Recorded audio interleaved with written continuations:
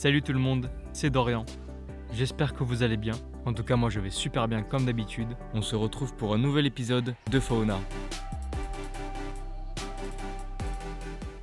Salut tout le monde. Aujourd'hui, on se retrouve pour faire une émission sur le gecko à crête.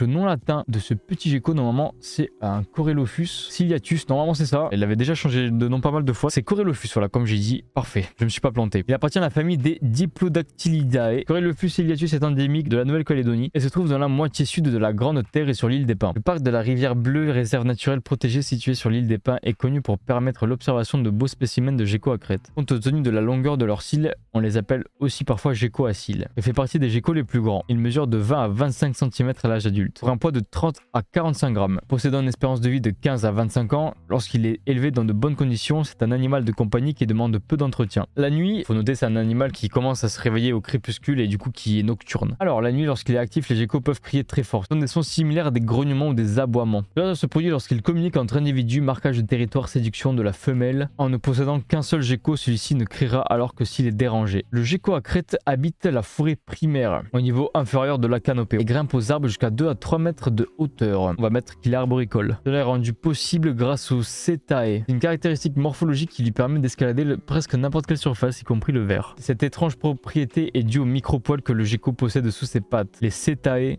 comptent en millions, ils sont formés de kératine comme nos poils et cheveux. Ils ne font que quelques dizaines de microns de diamètre. Cet équipement n'est pas l'équivalent de ventouse et cette capacité n'est en aucun cas due à la sécrétion d'une quelconque substance adhésive. Le dessous des pattes des geckos comporte en réalité de nombreuses lamelles recouvertes de filaments denses. Ceux-ci s'organisent pour former une sorte de grillage qui a des propriétés physiques particulières touchant à l'interaction des molécules entre elles, à créer ce que l'on appelle des forces de Van der Waals qui mettent en mouvement les électrons pour créer des forces d'attraction. Autre équipement caractéristique du gecko, une queue préhensile avec un adhésif à la pointe. Représentant près de 40% de la longueur du corps, elle peut s'enrouler autour d'un support, maintenant l'animal solidement à la force des muscles. Cela facilite leur progression dans les branchages hauts. Toutefois, dans la nature, comme la queue est aussi amputable du fait du mécanisme de l'autotomie, dont l'objectif est de détourner l'attention du prédateur ou de se libérer de son emprise, de nombreux geckos à crête l'ont perdu. En règle générale, les mâles sont plus massifs que les femelles. Comme tous les geckos de sa famille dans la nature, le gecko à crête mange de tout avec une prédominance des petits fruits à l'exception des agrumes et d'invertébrés. Le gecko à crête porte de chaque côté du palais un petit sac blanc dans lequel il stocke le calcium. Il lui sert pour la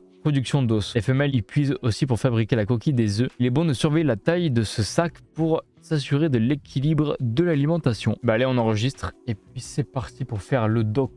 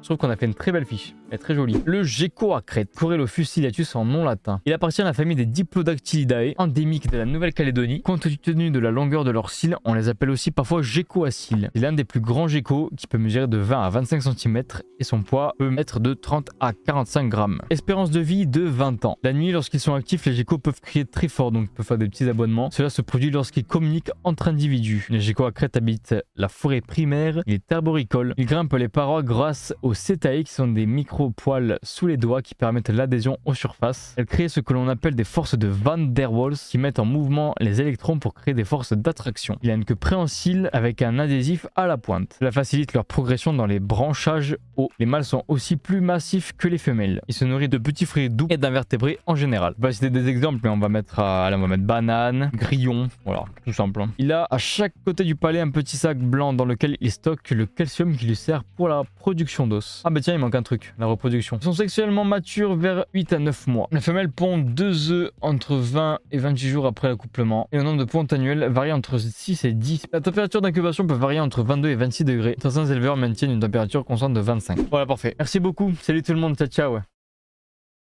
L'épisode est maintenant terminé. Merci d'avoir regardé cette vidéo, j'espère qu'elle vous aura plu et que vous aurez appris plein de choses sur l'espèce. N'oubliez pas de liker, de partager et bien évidemment de vous abonner à ma chaîne YouTube, ça me ferait extrêmement plaisir. On se retrouve très vite sur Fauna, c'était Dorian, salut tout le monde.